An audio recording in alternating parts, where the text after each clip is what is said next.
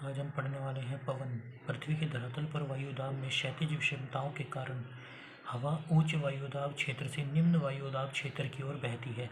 क्षैतिज रूप से इस गतिशील हवा को पवन कहते हैं। ऊर्ध्वाधर दिशा में गतिशील हवा को वायुधारा कहते हैं। ऊर्ध्वाधर मतलब होता है आपका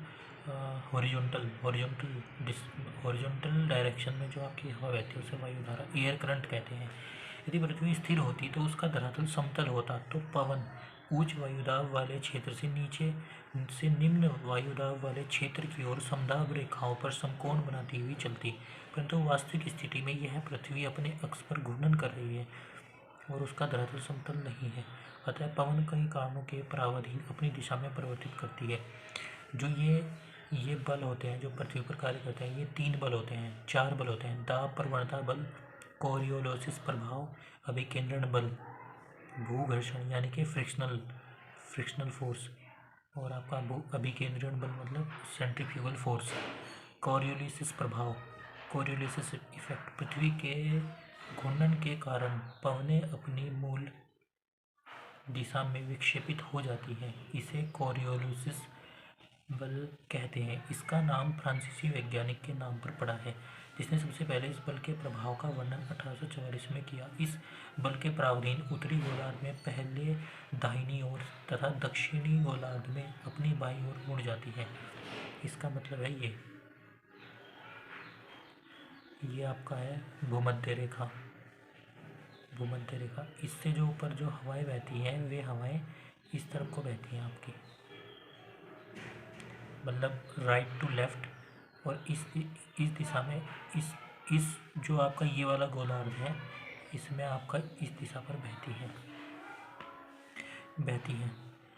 इस विक्षेप को फेरेल नामक वैज्ञानिक ने सिद्ध किया था। इसे फेरेल का नियम, फेरेल्स लॉ कहते हैं। ये फेरेल्स का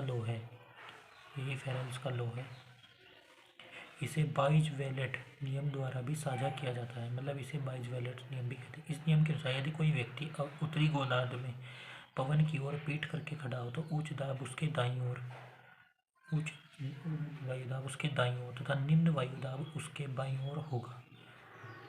दक्षिणी गोलार्ध में स्थिति इसके ठीक विपरीत होगी। कोरियोलिसिस बल अक्षांशों के कोण के सीधा समानुपात में बढ़ता है।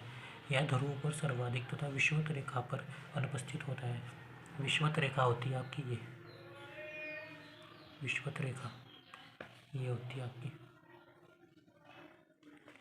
ये होती है आपकी विषुवत रेखा। कोरियोलिसिस बल प्रवणता के समकोण पर कार्य करता है। दाब प्रवणता बल समदाब रेखाएं वे रेखाएं होती हैं जो इक्वल प्रेशर को मिलाती हैं पृथ्वी की सतह पर इक्वल प्रेशर को मिलाती है, इंग्लिश में आइसोबार कहते हैं। जितनी दाब प्रवणता अधिक होगी पवनों का वेग उतना ही अधिक होगा और पवनों की दिशा उतनी ही अधिक विक्षेपित होगी। इन दो बलों के एक दूसरे से समकोण पर होने के कारण इन्हीं निम्न क्षेत्रों में पवनें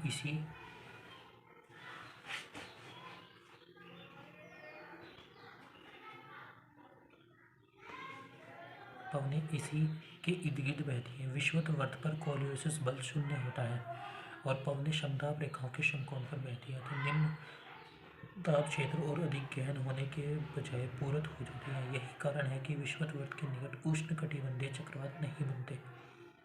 पवन निम्न प्रकार के होते हैं। पवन होती है आपकी तीन प्रकार की पवन होती है। पहली होती है आपकी प्रचलित पवन, दूसरी होती है आपकी मौसमी पवन, तीसरी होती है आपकी स्थानीय पवन।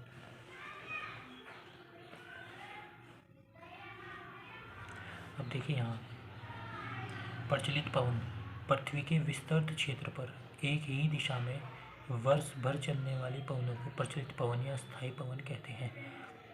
स्थायी पवन एक वायु भार कटिबंध से दूसरे वायु भार कटिबंध की ओर नियमित रूप से चला करती है। इसके उदाहरण हैं पछुआ पवन, व्यापारिक पवन, ध्रुवीय पवन। पछुआ पवन दोनों गोलार्धों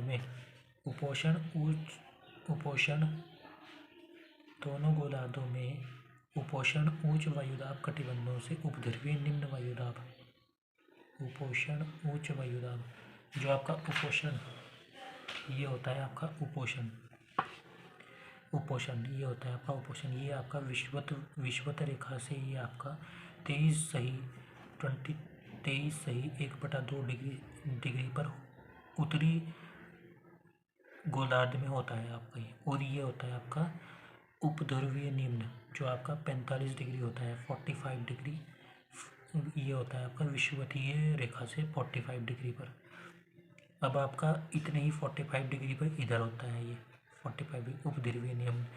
और इस रेखा को जो 23 सही 1/2 से गुजरते हैं, इस रेखा को आपकी कर्क रेखा कहते हैं, कर्क रेखा कहते हैं इसको। और इसको आपकी मकर रेखा कहते हैं।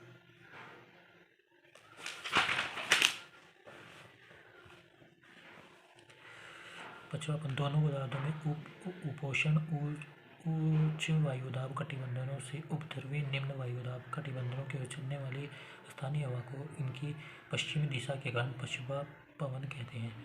पश्चिमी मतलब इस दिशा में, पश्चिम मतलब इस दिशा में। पछुआ पवन का सर्वश्रेष्ठ विकास 45 डिग्री से 65 दक्षिण अक्षांशों के मध्य पाया जाता है। मतलब 40 मतलब यहाँ से और यहाँ तक के बीच में,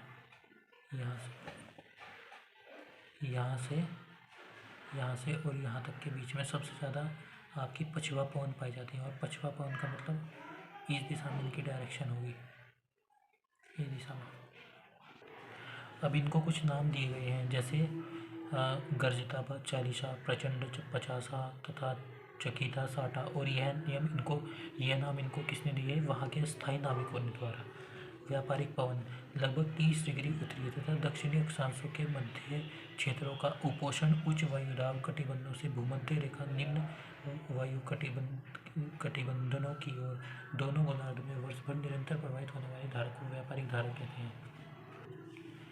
इसका मतलब है कि जो आपका ये विषुवत निम्न है, यहाँ से आपका 30 डिग्री इधर और 30 डिग्री आपका इधर, जो आपका ये वाला जोन है ना, ये वाला जोन यहाँ पर भी और इतने ही में ही यहाँ पर, यानी कि जो यहाँ पे जो वर्ष भर हवा चलती है निम्न वायुदाब उच्च वायुदाब से निम्न वायुदाब की तरफ जो हवा चलती है, उन्हीं को आपकी व्यापारिक पवनें कहते हैं उनको। ध्रुवीय पवन, ध्रुवीय उच्च वायुदाब की पेटियों से उपध्रुवीय निम्न वायुदाब की पेटियों की ओर प्रभावित पवनों को ध्रुवीय उच्च वायुदाब की पेटियों से उपध्रुवीय निम्न की ओर पेटियों की ओर प्रभावित होने वाली धारा को ध्रुवीय पवन के नाम से जाना जाता है।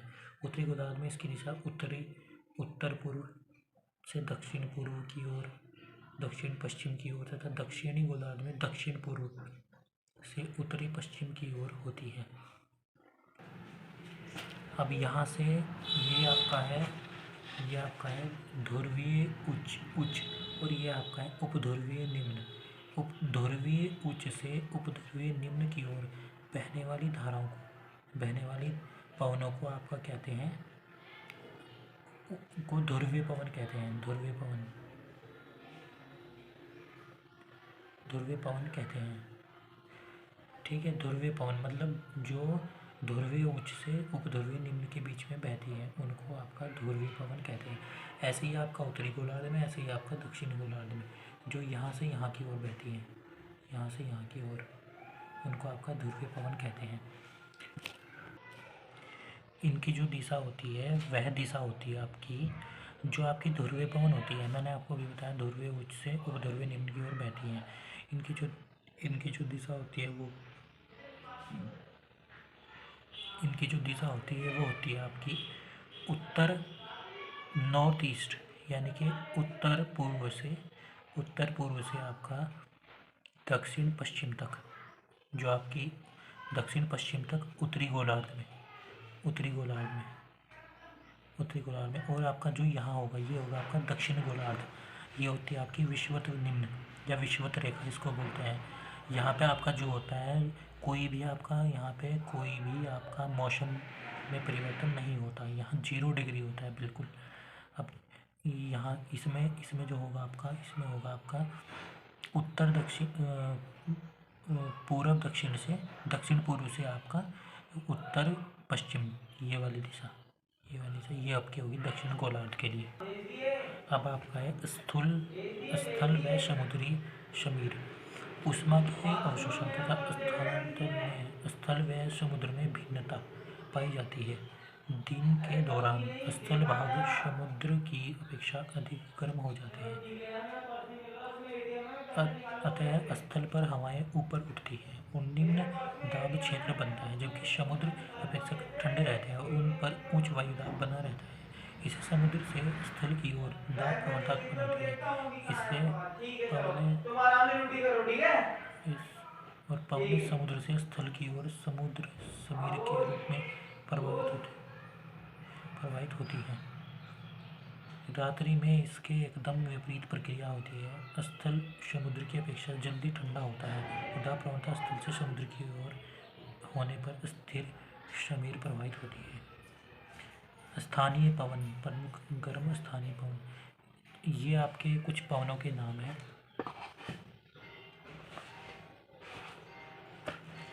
ये आपके कुछ पवनों के नाम हैं, जैसे चिनूक, यह होती है आपके संयुक्त राष्ट्र अमेरिका से कनाडा में रॉकी पर्वत क्षेत्र के पूर्वी ढाल के साथ चलने वाली धाराएं गर्म शुष्क पवन है। अगला आपका हो गया फोन या फोन। यह आपकी अल्प्स के उत्तरी ढाल से नीचे उतरने वाली गर्म एवं शुष्क हवा है। इसका सर्वाधिक प्रभाव स्विट्जरलैंड में होता है। हरमट्टन, यह सहारा रेगिस्तान से उत्तरी पूर्व दिशा में चलने वाली गर्म एवं शुष्क हवा है। यह पवन सहारा से गिनी तट की ओर बहती है। गिनी तट पर इसे डॉक्टर हवा कहते हैं। ये इंपॉर्टेंट पॉइंट है। अब आपका है सिराको। यह सहारा मरुस्थल से भूमध्य सागर की ओर बहने वाली धूल से लदी गर्म हवा है। जब यह भूमध्य सागर पार करती है तो आर्द्र हो जाती है और इटली पहुंच जाती है। इसके अन्य स्थानीय नाम भी है, जैसे खमसीन मिस्र में, गिबिली इसे लीबिया में बोला जाता है, चिली से ट्यूनीशिया में बोला जाता है, लेस इसे मिट्रिया में बोला जाता है, सिराको इसे इटली में बोला जाता है, लेबेक इसमें इसे स्पेन में बोला जाता है। अब कुछ ये स्थानीय पवन हो रहे हैं, सीमोक, ब्लैक रोलर, ब्रिकफिल्डर, नॉरवेस्टर, शामल, शांट आना, कोमियम बैंक, जेट प्रवाह, वायु राशियाँ, ये आपका अलग टॉपिक है। अब शीमोक, यह अरब रेगिस्तान में बहने वाली गर्म तथा शुष्क हवा है। ब्लैक रोलर, यह उत्तरी अमेरिका से विशाल मैदान में दक्षिणी पश्चिमी तथा उत्तरी पश्चिमी तेज धूल भरी चलने वाली आंधी है। मतलब यह आपका उत्तरी अमेरिका के विशाल मैदान से दक्षिणी पश्चिमी या उत्तरी पश्चिमी, दक्षिणी पश्चिमी यानी कि आपका इस दिशा में दक्षिणी पश्चिमी, ये आपका दक्षिण है, आपका पश्चिम इस दिशा में, या फिर उत्तरी पश्चिमी, मतलब उत्तरी पश्चिमी ये हो गया, ये या तो इधर को चलती है या इधर को चलती है, बहने वाली तेज वाली आंधी है। ब्रिकफील्ड, यह ऑस्ट्रेलिया के विक्टोरिया प्रांत में, ये इंपॉर्टेंट पॉइंट है, यह ऑस्ट्रेलिया के विक्टोरिया प्रांत से चलने वाली गर्म एवं शुष्क हवा है। नॉर्वेस्टर, यह न्यूजीलैंड में उच्च पर्वतों में से उतरने वाली गर्म एवं शुष्क हवा है। ये भी इंपॉर्टेंट पॉइंट है, न्यूजीलैंड में उच्च पर्वतों से उतरने वाली गर्म एवं शुष्क हवा है। शामल, यह इराक और फारस की खाड़ी में चलने वाली गर्म शुष्क हवा है। ये इंपॉर्टेंट पॉइंट है।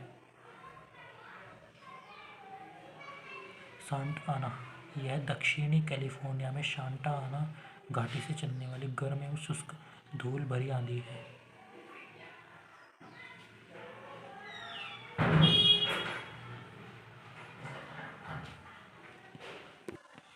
आपका जो क्वेश्चन बनेगा वो इस तरीके से बनेगा कि आप बताइए कि न्यूजीलैंड में उच्च पर्वतों से उतरने वाली गर्म एवं शुष्क हवा को क्या बोलते हैं। अब आपको ऑप्शन में दिया होगा नॉरवेस्टर, शामल, शांटाना, कोयम्बैग। अब आपको उसमें से चूज करना है। जैसे मैंने आपको बताया कि नॉरवेस्टर, यह न्यूजीलैंड में उच्च पर्वतों से उतरने वाली गर्म एवं शुष्क हवा है। अब ऐसे ही आपका शामलिया इराक और फारस की खाड़ियों में बहती है चलने वाली गर्म हवा है। शांटाना, आपको शांटाना के बारे में पूछा गया कि कैलिफोर्निया में शांटाना घाटी में चलने वाली गर्म एवं शुष्क धूल भरी आंधी को क्या बोलते हैं। अब आपको पता होना चाहिए कि शांटाना बोलते हैं, शांटाना। इससे भी आप आइडिया लगा सकते हैं।